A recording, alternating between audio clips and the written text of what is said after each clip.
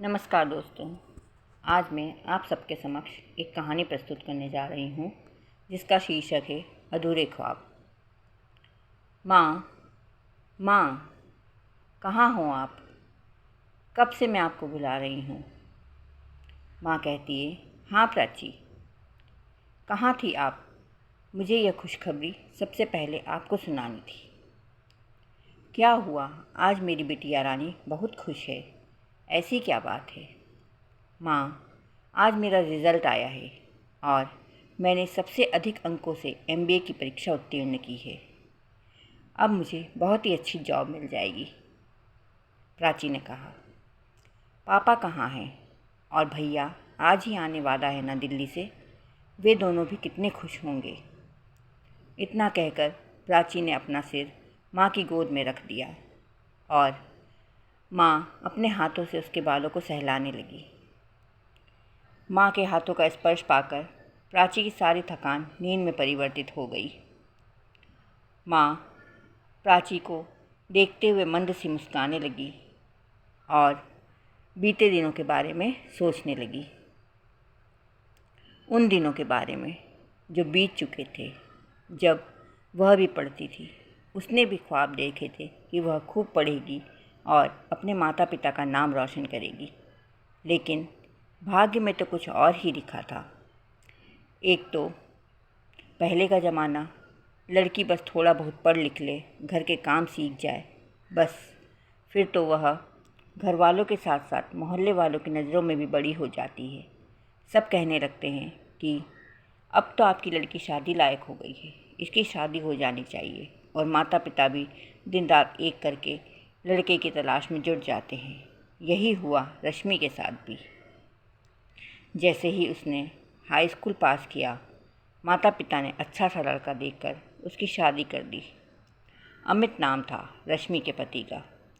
सुंदर, सभ्य, संस्कारी सारे गुण थे उसमें, जो एक लड़की अपने होने वाले पति में देखती है। ससुराल का भी सुख उसे मिला। सास ससुर का प्यार और समय आने पर 2 बच्चों का साथ और प्यार। धीरे धीरे परिवार और बच्चों की जिम्मेदारियों के बीच वह अपने ख्वाबों को पीछे छोड़ती गई, या एक तरह से भूल ही गई। बच्चों की पढ़ाई लिखाई के साथ साथ सास ससुर की सेवा करना, बस अब यही उसका रूटीन था। एक दिन यश, रश्मि का बेटा, जो कि पढ़ाई कर रहा था, उसे कुछ समझ नहीं आ रहा था। उसने सोचा कि मम्मी से पूछ लेता हूँ, और वह अपनी किताब उठाकर मम्मी से पूछने लगता है, लेकिन रश्मि उसे बता नहीं पाती है। यश इस बात पर नाराज़ भी हो जाता है, लेकिन माँ को ठेस न पहुँचे इसलिए वह उससे कुछ नहीं कहता और उठकर चला जाता है।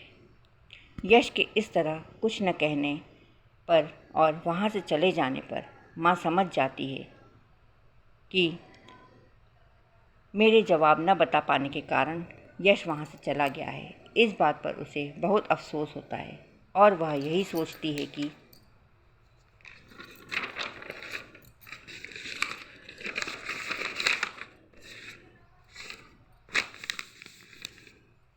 काश मेरे माता पिता ने भी मेरी शादी की जल्दबाजी ना करके मुझे और अधिक पढ़ाया होता, तो आज मैं भी अपने बच्चों को पढ़ा पाती।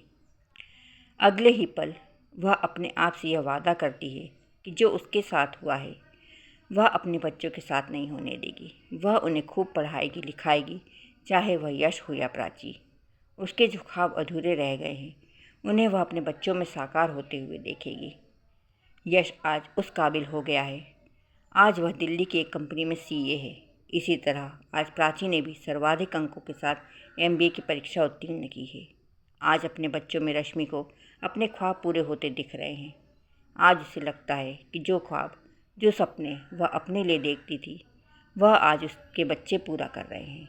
आज उसके ख्वाबों को पंख मिल गए हैं और वह फिर से उड़ान भरने को तैयार है। इसी समय प्राची की आंखें खुल जाती हैं और वह देखती है कि माँ किसी सोच में डूबी हुई हैं। उनकी आंखें भी नम हैं। वह माँ से पूछती है कि माँ, क्या हुआ? आप क्या सोच रही हैं? कुछ नहीं प्राची, मैं तो बस यही सोच रही थी कि तुम उठो और मैं जल्दी से तुम्हारे लिए खीर बनाऊं और तुम्हारा मुंह मीठा कराऊं। माँ उठती है और खीर बनाने के लिए रसोई में चली जाती है। वह सोचती है, पंखों को उड़ने दो, उन्हें रोको नहीं। पंखों को उड़ने दो, उन्हें रोको नहीं। उन्हें काटो नहीं, ऊंची उड़ान भरने दो। ख्वाबों को मंजिल तक पहुंचने का, ख्वाबों को मंजिल तक पहुंचने का रास्ता खुद चुनने दो। ख्वाब हैं आज तो क्या, ख्वाब हैं आज तो क्या, कल हकीकत भी बन जाएंगे। ख्वाबों को देखो और देखने दो, ख्वाबों को देखो और देखने दो। हर मुमकिन करो कोशिश, हर मुमकिन करो कोशिश की हो हर ख्वाब पूरा, रह ना जाए कोई ख्वाब अधूरा। धन्यवाद।